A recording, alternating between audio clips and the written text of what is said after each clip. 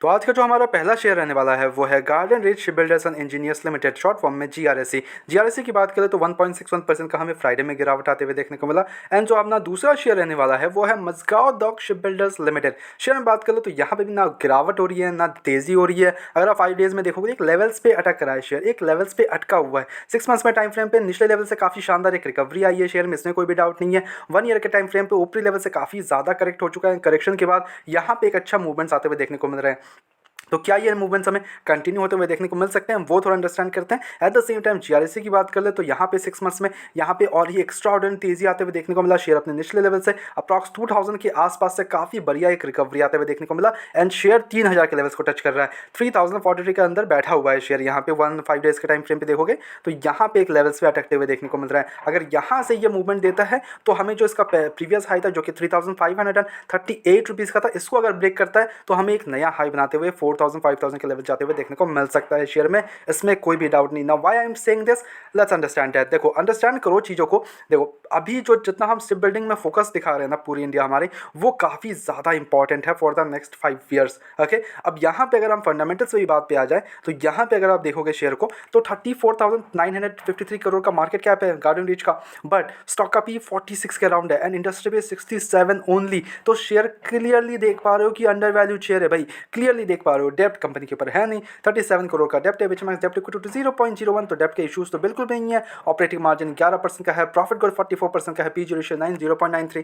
Quarter results भी अगर आप देखोगे इस बार के तो बहुत ही एक्स्ट्राऑर्डिनरी एंड शानदार थे। एंड रिजल्ट्स के बाद हमने 15% का एक मूव भी कैप्चर किया जो कि बहुत ही शानदार था। अप्रॉक्स 1640 करोड़ से 119 करोड़ जाते हुए देखने को मिला। नेट प्रॉफिट्स हमारे 244 करोड़ से 303 ऑल टाइम हाई के आसपास नेट प्रॉफिट आ चुका है।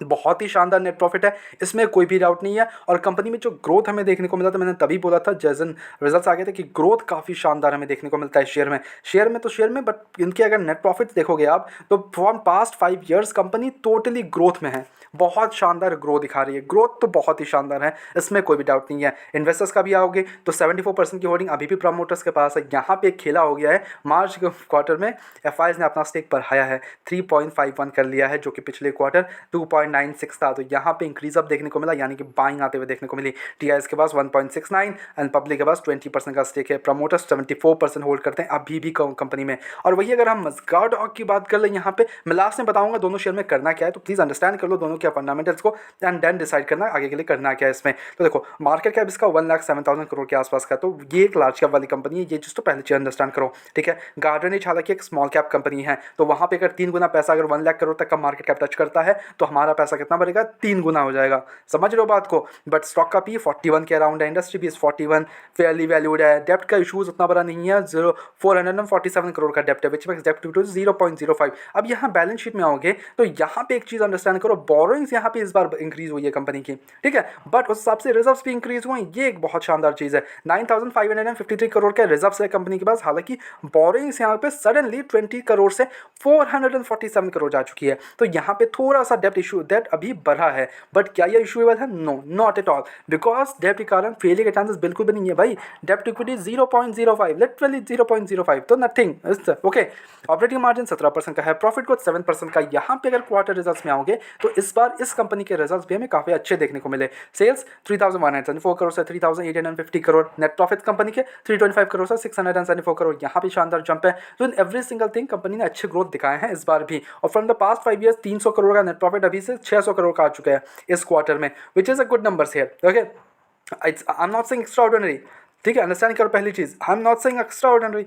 मैं एक्स्ट्रा ऑर्डिनरी किस लिए बोला था? गार्डन रीच के लिए बोला था। बट मजगांव डॉक के लिए अभी के रिजल्ट्स अगर देखें तो it's okay. I am not saying extra ordinary results. Okay, investors की बात कर ले हम यहाँ पे तो 81% की होल्डिंग अभी भी प्रमोटर्स के पास है, 1.73 एफआईएस के पास है, 5.09 डीआईएस के पास है एंड पब्लिक के पास 11.95% का स्टेक है। तो यहाँ पे अगर आप देखो तो यहाँ पे भी शानदार है एंड डीआईएस यहाँ पे काफ़ी ज़्यादा इंटरेस्टेड है। हालांकि डीआईएस गार्डन रीच में उतना ज़्यादा कुछ खास इंटरेस्ट नहीं दिखाते हैं, बट एफआईएस पे वहाँ पे ज़्यादा इंटरेस्ट है। यहाँ पे अगर बात करें एफआईएस तो एफआईएस वहाँ पे ज़्यादा स्टेक नहीं है, बट प्रमोटर्स के पास 81% का स्टेक है। तो यहाँ पे इन द फ्यूचर ओएफएस आने के बहुत ज़्यादा आसार बढ़ जाते हैं, चांसेस वगैरह हाई लग रहे हैं, ठीक है। तो ये चीज़ भी अंडरस्टैंड कर लो ना। आते हैं करना क्या चाहिए दोनों शेयर पे। तो देखो अभी के तौर पे देखिए तो एक बड़ा डील मजगांव डॉक के साथ चल रहा है, ठीक है। अगर आप जानते हो तो कमेंट में कर देना, अगर आपको नहीं पता तो वो कमेंट कर दो नहीं पता, एंड मैं यहाँ पे वो पूरा थीम को लेके मैं अलग से एक वीडियो लेके आ जाऊँगा जिसमें आपको सारी चीज़ें आपको समझ में आ जाएंगी। समझ रहे हो बात को? तो देखो यहाँ पे एक डील साइन होने जा रहा है, like the biggest deal with Moscow dog. अब पूरा क्या डील है अभी तक कुछ भी फाइनलाइज नहीं हुआ है,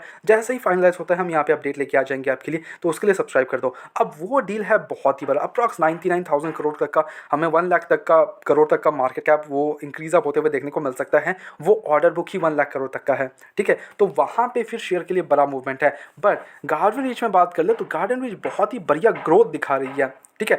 गार्डन रीच बहुत शानदार ग्रोथ दिखा रही है, which is an exceptionally phenomenal growth दिखा रही है कंपनी, इसमें कोई भी डाउट नहीं है, ओके। और आपको अगर स्मॉल कैप चाहिए तो गो विद गार्डन रीच, अगर आपको मिड कैप चाहिए तो कोचिन शिपयार्ड बैठा है मिड कैप में, स्मॉल अगर लार्ज कैप चाहिए आपको मस्काओ डॉग बैठा हुआ है। Now that's totally up to you.